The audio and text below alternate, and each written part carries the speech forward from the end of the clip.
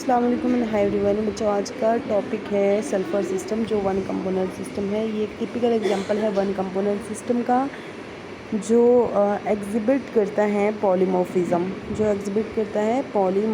Polymorphism का मतलब होता है कोई भी सॉलिड मटेरियल जो एक से ज़्यादा फॉर्म्स में एग्जिस्ट करे, ठीक है, दैट इज़ पॉलीमॉर्फिज्म। और यहाँ पर सॉलिड ट्रांसफॉर्मेशन होता है, ठीक है। और ये एक इस सल्फ़र में सिर्फ एक ही कंपोनेंट है और सल्फ़र। और यहाँ पर अगर हम फेजेस की बात करते हैं तो यहाँ पर 4 फेजेस हैं। और वो 4 फेजेस कौन कौन से हैं? सबसे पहला जो है वो है हमारे पास जैसे रोम्बिक सल्फ़र, ठीक है। उसके बाद मोनोक्लिनिक सल्फ़र और सल्फ़र वेपर हैं। और उसके बाद है सल्फ़र लिक्विड। तो ये 4 फेजेस हैं हमारे पास, ठीक है। अब जो मोनोक्लिनिक सल्फ़र और जो रोम्बिक सल्फ़र है, ये क्रिस्टलाइन फॉर्म से। कौन कौन सी बताई मैंने? एक तो मोनोक्लिनिक सल्फ़र और एक रोम्बिक सल्फ़र, दोनों के दोनों क्रिस्टलाइन फॉर्म से।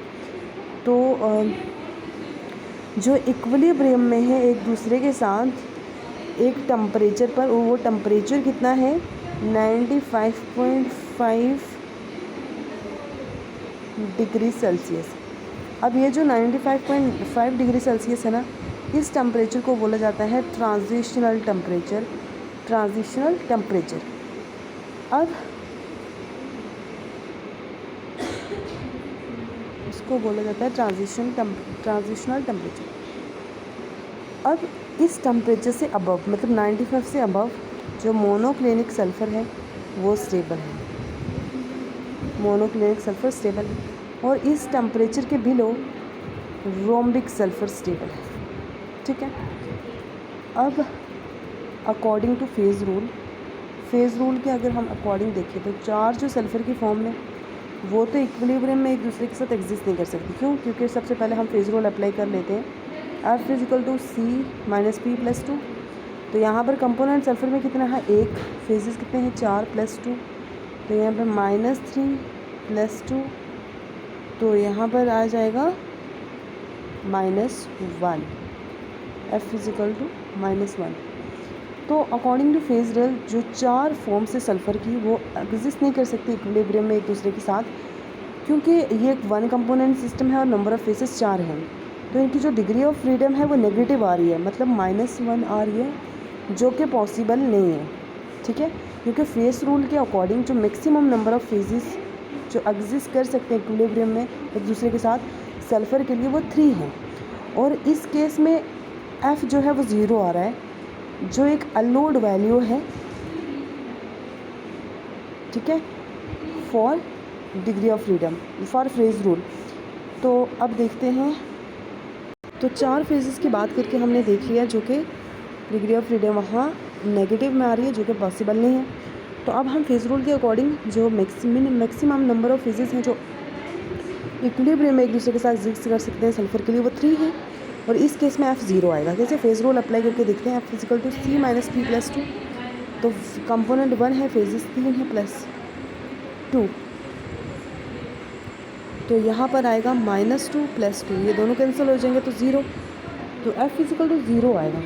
इस तरह सल्फ़र सिस्टम में 3 या 3 से कम फेजेस जो हैं वो इक्विलिब्रियम में एक दूसरे के साथ एग्जिस्ट कर सकते हैं। अब जो फेज़ डायग्राम है सल्फ़र की, वो ऑब्टेन्ड होती है जब हम प्लॉट करते हैं प्रेशर वर्सेस टेम्परेचर, जैसे डायग्राम में दिखाया गया है। ये देखो, ये ऐसे करके यहाँ पर देखो टेम्परेचर इस तरफ और इस तरफ प्रेशर है। अब जो फेज़ डायग्राम है किस किस की बनी हुई है? Number 1 triple point, number 3 curves. यहाँ पर अब आपको 6 स्टेबल कर्व्स देखने को मिलेंगी, BO, AOA, AE, OC, AE, CF। और 4 मेटास्टेबल कर्व्स मिलेंगी, OG, OB, OD and CD। और एरियाबिलिटी कर्व्स। ये 3 पॉइंट्स हमें पढ़ने हैं। तो आज हम ट्रिपल पॉइंट्स को ही देखेंगे। तो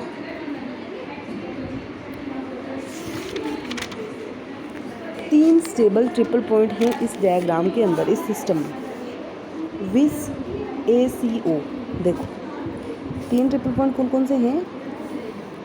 ये A, फिर उसके बाद C, उसके बाद O। ये 3 स्टेबल ट्रिपल पॉइंट्स हैं इस डायग्राम के अंदर, ठीक है। और पॉइंट A जो है,